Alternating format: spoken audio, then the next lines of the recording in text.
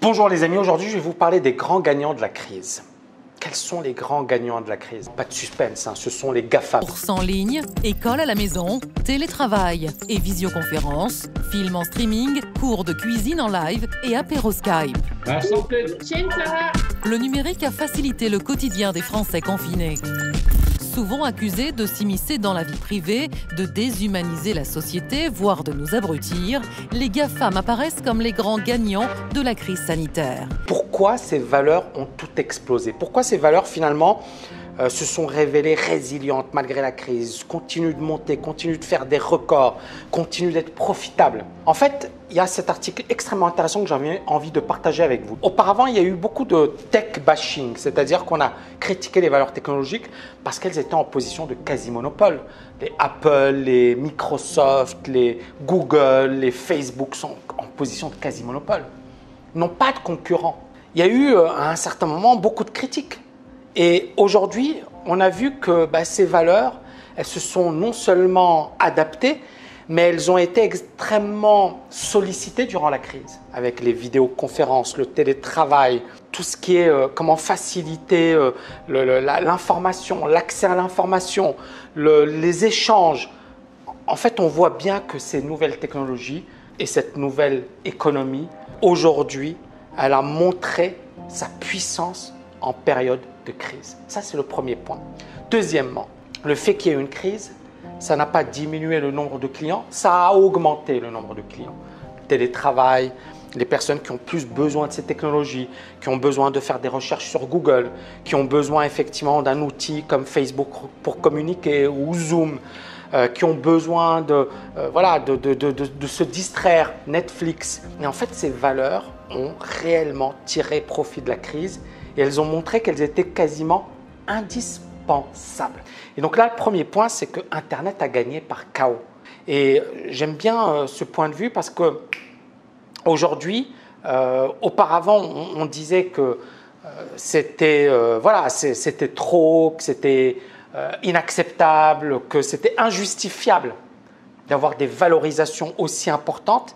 Et en fait, ces valeurs, aujourd'hui, elles se sont révélées indispensables. Moi, à mon humble niveau, j'ai une université en ligne. On a des étudiants dans le monde entier. Et j'avais déjà compris le tournant de l'Internet fin des années 2010. Donc en 2009-2010, j'ai déjà commencé à comprendre qu'il y avait un truc, qu'on était en train de vivre une révolution et qu'il fallait vraiment être dedans. J'avais la chance d'avoir une expertise, des compétences, donc agrégation d'économie, diplôme en finance, expérience dans la finance. Et bien évidemment, j'ai compris l'importance de l'Internet et que si tu as des compétences, tu pouvais les utiliser sur Internet. Auparavant, j'ai travaillé dans des boîtes, notamment des startups. Et j'avais apporté énormément de compétences dans ces boîtes. Sauf que ça demandait beaucoup d'argent. Créer un site Internet, communiquer, téléphone portable, en fait, tout coûtait une fortune. Et donc, quelqu'un qui avait des compétences, c'était difficile pour lui de créer un business. Aujourd'hui, il suffit d'avoir des compétences, de bien comprendre le business sur Internet, de bien comprendre la logique pour faire des choses de dingue et apporter de la valeur. Et ça, encore une fois, c'est Internet qui l'a permis. Il y a des millions de salariés aujourd'hui qui sont sur Teams et Skype, etc. J'ai pas mal d'amis entrepreneurs et ils me disent, notamment un ami à Dubaï, et je lui dis, alors, comment ça s'est passé? Est-ce que tu as vraiment souffert de la crise? Et il bosse en immobilier. Et il m'a dit, écoute, étonnamment, on a eu beaucoup plus de demandes parce que beaucoup d'entrepreneurs, ils avaient le temps d'investir, de faire des recherches, etc. Ça, c'est le premier point. Et le deuxième point, et puis nous, ça nous a permis également de travailler différemment. Travailler à distance, d'utiliser le télétravail. Nous sommes des millions depuis le début de cette crise sanitaire à avoir exploré les joies du télétravail. Cette pratique a été indispensable pour maintenir un semblant d'activité. Cette nouvelle organisation à marche forcée a donné des idées dans le monde de la tech, comme Google qui encourage ses 100 000 employés à travailler depuis chez eux au moins jusqu'en 2021, idem pour Facebook. Quant à Twitter, le patron du réseau social, Jack Dorsey, est allé encore plus loin en proposant à ses employés qui le peuvent et qui le désirent, le télétravail à vie. Moi, c'est quelque chose que je fais depuis longtemps. Hein. Je suis déjà dans le télétravail, je suis déjà dans cette nouvelle économie. On a des gens qui travaillent pour la Tekken un peu partout dans le monde. Et c'est vrai qu'on a de beaux locaux qu'on n'utilise pas vraiment aujourd'hui. On va bientôt les utiliser. Mais c'est intéressant, on était déjà à fond dans cette nouvelle économie. Aujourd'hui, avec le coronavirus, avec ces risques de pandémie, etc., clairement, les nouvelles technologies ont capitalisé dessus. On voit bien qu'il y a un phénomène intéressant et que ces boîtes se sont révélées non seulement résilientes, ont apporté de la valeur et on peut comprendre leur succès aujourd'hui. Parce que ce sont les boîtes qui n'ont pas perdu d'argent durant cette crise, qui au contraire se sont enrichies durant cette crise et qui sont devenus bien plus costauds et ils peuvent racheter tout le monde. Et c'est ça ce qui est incroyable. Amazon, bon, il y a eu un nombre de commandes, donc tout ce qui est, je sais pas moi, livraison, logistique, etc. Eux, ils étaient déjà très très forts et donc ils ont quasiment une utilité dans une économie en crise. Amazon a joué un rôle important. Des produits du quotidien, de la nourriture, de l'high-tech, tout s'achète sur Amazon. Avec le confinement, la demande a flambé.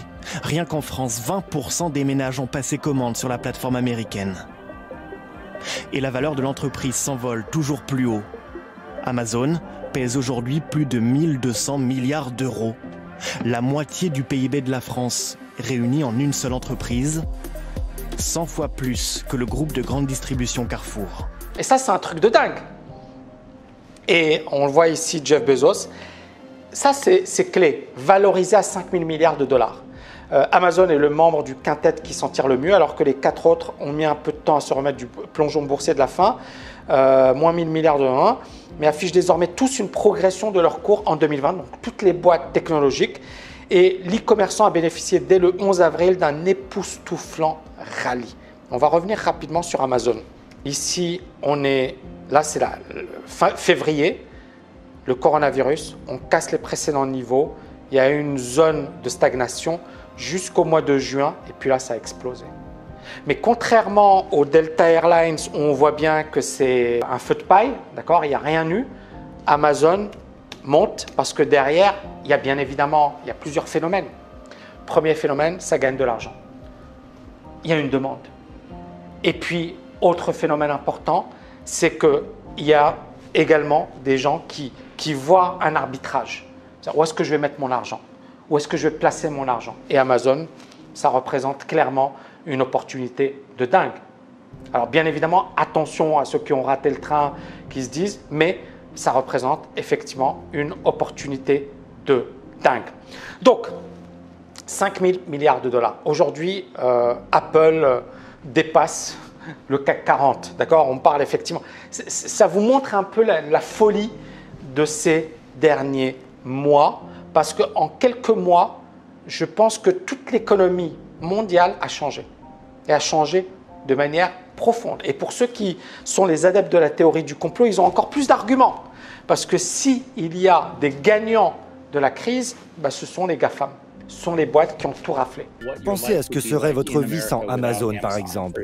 Les sociétés de la tech que nous adorons dénigrer ont accumulé le capital, réalisé des investissements, construit les outils qui nous aident aujourd'hui. Imaginez la vie sans eux. Au plus fort de la crise du Covid-19, alors que certains États étaient accusés de défaillance, les GAFAM sont apparus comme des structures fiables et solides. Elles ont engrangé des bénéfices et conforté leur domination économique. Elles étaient déjà puissantes avant la crise, mais après la crise, elles sont devenues encore plus puissantes que jamais. Elles n'ont jamais été aussi fortes qu'aujourd'hui. Zoom, alors ça c'est intéressant. Zoom, c'est une boîte qui n'existait pas avant la crise. Enfin, elle existait, c'était pas un mastodonte. La crise, 300 millions de personnes, d'utilisateurs chaque jour. Capitalisation de 59 milliards de dollars. Vous imaginez? Du jour au lendemain, Zoom, qui n'existait pas, qui n'avait pas véritablement de légitimité, c'est une boîte chinoise, d'accord? Côté au Nasdaq, et ben Zoom a tout raflé la mise. Ça valait 66 dollars en début d'année, c'est bien ça, voilà. Regardez, janvier 2020. Et là, ça vaut 272 dollars et la valeur a progressé de 300%. Donc ici, les GAFAM et Zoom, etc., Puis bien évidemment, beaucoup de boîtes aux US, notamment Microsoft aujourd'hui, Google, ils vont tous essayer de dégommer Zoom.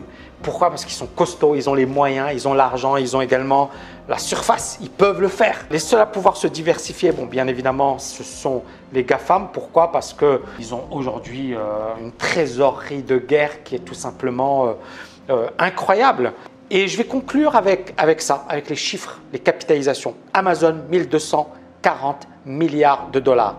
Microsoft, 1400 milliards de dollars.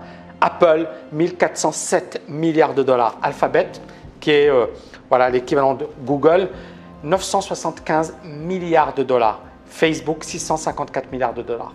C'est des chiffres fous et ces boîtes aujourd'hui sont bien plus puissantes que des pays. Pour info, la France, qui est quand même une puissance économique, pèse par année, le PIB est de 2400 milliards de dollars. Tu prends Amazon et Microsoft, ça pèse, alors en capitalisation, ce n'est pas vraiment la même chose, mais vous voyez un peu un ordre d'idée. Aujourd'hui, c'est plus puissant qu'un pays comme la France. C'est du délire et ce n'est pas fini. Et j'ai envie juste de conclure avec ça. Aujourd'hui, on est dans une période où finalement, ceux qui ne sont pas préparés, ceux qui n'ont pas compris l'importance des nouvelles technologies, ceux qui n'ont pas compris l'importance de s'adapter rapidement vont disparaître. Et aujourd'hui, dans cette nouvelle économie, les inégalités vont exploser à tous les niveaux, que ce soit au niveau des pays, au niveau des entreprises, au niveau des individus. Et aujourd'hui, moi je le dis et je le répète, la liberté financière, ce n'est plus un luxe, c'est une obligation. Pensez liberté financière, pensez finalement sortir du piège de la rat race, du piège du salariat, c'est aujourd'hui une obligation. C'est plus genre oui mais peut-être ou c'est un rêve. Et bien évidemment, ça ne va pas être facile, ce n'est pas fait pour tout le monde. Certaines personnes ne le deviendront jamais, mais la pire chose à faire, c'est de ne rien faire et se dire « Ah oui, mais ça sert à quoi si j'échoue ?» Si tu échoues, tu auras au moins appris sur le process. Et je vais conclure avec ça. Il y a beaucoup de gens, parce que moi je les vois, hein, même sous ma chaîne YouTube, il y a des personnes qui disent « Ouais mais Tammy, à quoi bon ?»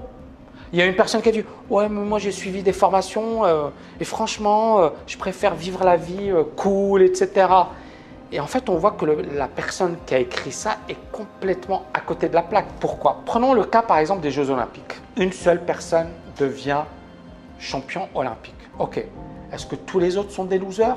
Est-ce que tous les autres ont raté leur vie? Est-ce que tous les autres n'avaient pas raison de le faire? Et la réponse, vous la connaissez. C'est faux.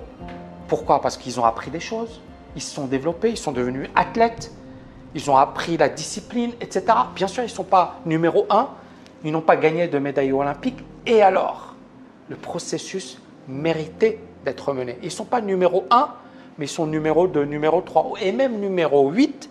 C'est magnifique parce que c'est une expérience qui te marque à vie et qui va ensuite impacter les autres domaines de ta vie. N'oubliez pas ce principe et arrêtez de dire « c'est impossible, je n'y arriverai pas, etc. » La pire chose à faire aujourd'hui, c'est de ne rien faire et de se dire « j'espère » et tu vas te faire bouffer tout cru. Parce qu'on est dans une nouvelle économie et je vais vous dire, les inégalités vont littéralement exploser et l'exemple des GAFAM le prouve une fois de plus. J'espère que vous avez aimé cette vidéo, les amis. N'oubliez pas de liker, de partager. Je vous dis à bientôt. Ciao, ciao, ciao!